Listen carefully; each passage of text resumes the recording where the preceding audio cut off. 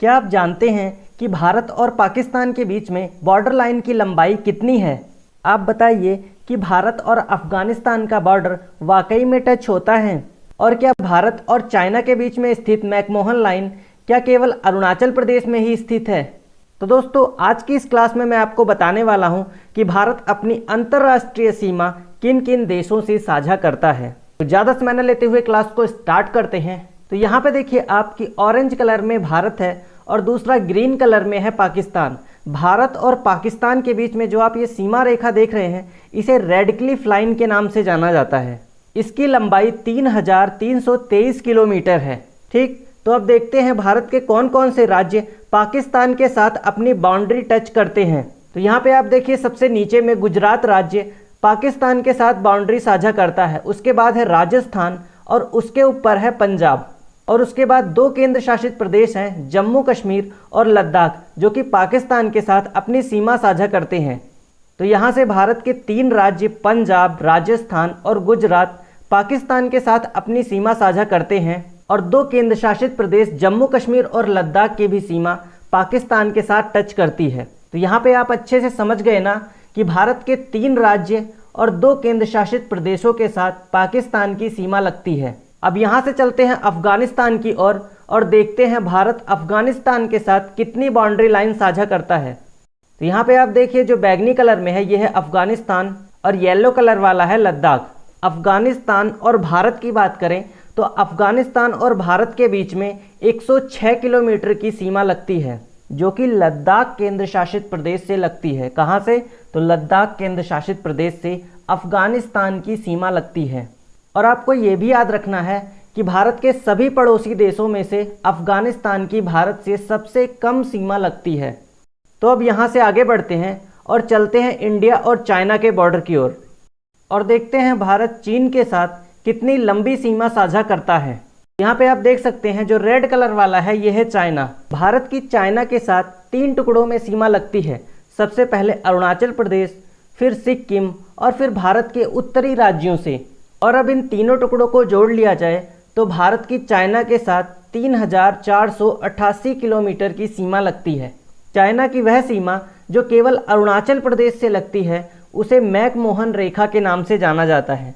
McMahon line केवल अरुणाचल प्रदेश वाले border को ही कहते हैं। तो अब आप कहेंगे कि सर, सिक्किम और भारत के उत्तरी राज्यों के साथ जो चीन की सीमा लगती है उसे किस नाम से जाना जाता है? तो उसे नॉर्मल भारत चीन सीमा कहा जाता है। अब देखते हैं भारत के कौन कौन से राज्य चाइना के साथ अपनी बाउंड्री टच करते हैं। तो सबसे पहले अरुणाचल प्रदेश, फिर है सिक्किम, फिर आता है उत्तराखंड, उत्तराखंड के उत्तर में है हिमाचल प्रदेश और फिर आता है लद्दाख यूनियन टेरिटरी। तो भारत और चीन के साथ 4 राज्य और 1 केंद्र शासित प्रदेश अपनी सीमा साझा करते हैं। ठीक, तो यहाँ पे आप अच्छे से समझ गए ना।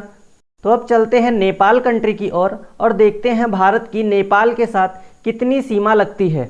तो यहाँ पे आप देखिए, ये है भारत नेपाल सीमा रेखा, जिसकी लंबाई है 1751 किलोमीटर। अब देखते हैं भारत के कौन कौन से राज्य नेपाल के साथ बाउंड्री टच करते हैं। तो यहाँ पे सबसे उत्तर में देखिए उत्तराखंड है, उसके बाद आता है उत्तर प्रदेश और उत्तर प्रदेश से ही लगा हुआ है बिहार और बिहार के बाद है पश्चिम बंगाल और फिर आता है सिक्किम। तो ये भारत के 5 राज्य नेपाल के साथ अपनी सीमा साझा करते हैं। तो ये बहुत ही ज़्यादा इम्पॉर्टेंट है। यहाँ से एग्ज़ाम में क्वेश्चन पूछा गया है कि भारत और नेपाल के साथ कितने राज्य सीमा टच करते हैं। तो मैं आशा करता हूँ अब आपको अच्छे से समझ में आ गया होगा। अब बढ़ते हैं भूटान कंट्री की ओर, जिसे लैंड ऑफ थंडरबोल्ट के नाम से भी जाना जाता है। तो यहाँ पे आप देखिए, ये है भारत और भूटान का बॉर्डर, जिसकी लंबाई महज 699 किलोमीटर है। तो यहाँ पे अगर मैं अफगानिस्तान को हटा दूँ तो भारत की दूसरी सबसे कम सीमा भूटान के साथ लगती है। तो अब देखते हैं कि भारत के कौन कौन से राज्य भूटान की बाउंड्री लाइन के साथ टच होते हैं। तो यहाँ पे आप देखिए सिक्किम, उसके बाद है पश्चिम बंगाल, फिर आता है असम राज्य और फिर है अरुणाचल प्रदेश। तो ये भारत के 4 राज्य हैं, सिक्किम, पश्चिम बंगाल, असम और अरुणाचल प्रदेश, जो कि भूटान की बाउंड्री लाइन से टच होते हैं। तो अभी तक हमने पाकिस्तान, अफगानिस्तान, चाइना, नेपाल और भूटान के साथ भारत की बाउंड्री लाइन को देखा। अब हम म्यांमार की ओर बढ़ते हैं और भारत और म्यांमार के बीच बाउंड्री लाइन को देखते हैं। यहाँ पे जो आप पिंक कलर में देख रहे हैं ये है म्यांमार कंट्री और भारत और म्यांमार के बीच 1643 किलोमीटर की सीमा लगती है।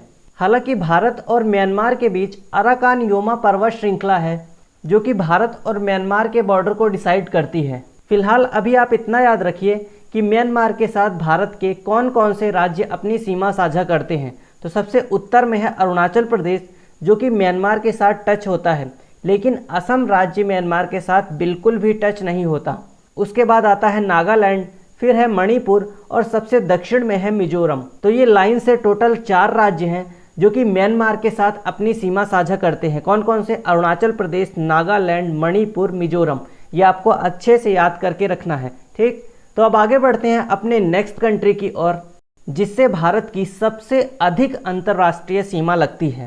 तो यहाँ पे आप देखिए कि भारत और बांग्लादेश के बीच सीमा रेखा को जीरो लाइन के नाम से जाना जाता है और एक और इसका नाम है, इसे रेड क्लिफ लाइन के नाम से भी जाना जाता है। हालांकि जब भारत और पाकिस्तान का बंटवारा हुआ था तब ये पूर्वी पाकिस्तान कहलाता था और इसकी बॉर्डर लाइन भी उसी टाइम पे डिसाइड हुई थी जब पाकिस्तान की हुई थी।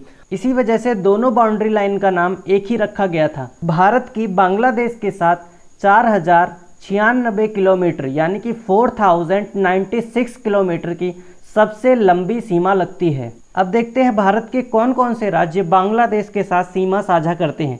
तो सबसे पहले आप देखिए ये है पश्चिम बंगाल, उसके बाद आता है असम राज्य। जो असम राज्य है ये बांग्लादेश से 2 जगह सीमा साझा करता है, एक तो यहाँ पे आप देख रहे हैं और दूसरा यहाँ पर भी असम राज्य बांग्लादेश से अपनी सीमा साझा करता है। उसके बाद है मेघालय, फिर है त्रिपुरा और फिर आता है मिजोरम। तो ये 5 राज्य हैं जो कि बांग्लादेश के साथ अपनी सीमा साझा करते हैं। तो बांग्लादेश से चलते हैं और भारत की कुछ डिस्प्यूटेड लाइंस यानी कि विवादित रेखाओं को देखते हैं। तो अब यहाँ से देखिए जम्मू कश्मीर राज्य को, इसका क्षेत्रफल हमें कितना अधिक दिखता है, क्या ऐसा वाकई में है? तो अब थोड़ा पास में चल करके देखते हैं कि जम्मू कश्मीर क्या वाकई में इतना बड़ा है। तो अब यहाँ पर देखिए आप, जो आप फेस कलर में देख रहे हैं ये है जम्मू कश्मीर केंद्र शासित प्रदेश और दूसरा येलो कलर वाला लद्दाख केंद्र शासित प्रदेश है। अब देखिए जम्मू कश्मीर में जो ये ब्लैक वाला एरिया है इसे आज़ाद कश्मीर के नाम से जाना जाता है और वहीं लद्दाख के उत्तर में जो ये ब्लैक कलर का एरिया है इसे गिलगित बाल्टिस्तान के नाम से जाना जाता है। अब थोड़ा सा लद्दाख के साइड और देखिए आप कि इसे अक्साई चीन के नाम से जाना जाता है। अब जो जम्मू कश्मीर का क्षेत्रफल आपको इतना ज़्यादा दिख रहा था, अब देखिए आप जो ब्लैक कलर में मैंने आपको दिखाने की कोशिश करी थी वो हालांकि वर्तमान में हमारे पास है ही नहीं। जो आज़ाद कश्मीर और गिलगित बाल्टिस्तान वाला एरिया आपने देखा था, हालांकि वही एक्चुअल में पीओके वाला एरिया है। पीओके यानी कि पाक ऑक्यूपाइड कश्मीर, भारत का वह एरिया जो पाकिस्तान के कब्जे में है और वहीं लद्दाख केंद्र शासित प्रदेश का अक्साई चीन वाला एरिया वो चाइना के कब्जे में है। तो अब इतना आप अच्छे से समझ गए ना।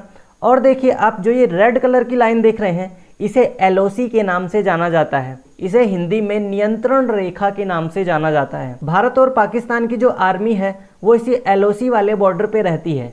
आप समझ रहे हैं ना कि जो हमारा लद्दाख केंद्र शासित प्रदेश का बॉर्डर यहाँ से होना चाहिए था और जम्मू कश्मीर केंद्र शासित प्रदेश का बॉर्डर यहाँ से होना चाहिए था, वो वर्तमान में कहाँ से है। अब देखिए लद्दाख केंद्र शासित प्रदेश में जो आप ये बॉर्डर लाइन देख रहे हैं इसे एलएसी के नाम से जाना जाता है, यानी कि लाइन ऑफ एक्चुअल कंट्रोल। जिस प्रकार एलओसी बॉर्डर पर भारत और पाकिस्तान की आर्मी रहती है, ठीक उसी प्रकार से एलएसी पर भारत और चाइना की आर्मी रहती है। ठीक, तो दोस्तों मैं आशा करता हूँ आप भारत की अंतर्राष्ट्रीय सीमाओं को अच्छे से समझ पाए होंगे और वीडियो अच्छी लगी हो तो वीडियो को लाइक करें और चैनल पर पहली बार अगर विजिट किए हैं तो चैनल को सब्सक्राइब करें। मिलते हैं अपनी नेक्स्ट क्लास में, तब तक के लिए जय हिंद, जय भारत।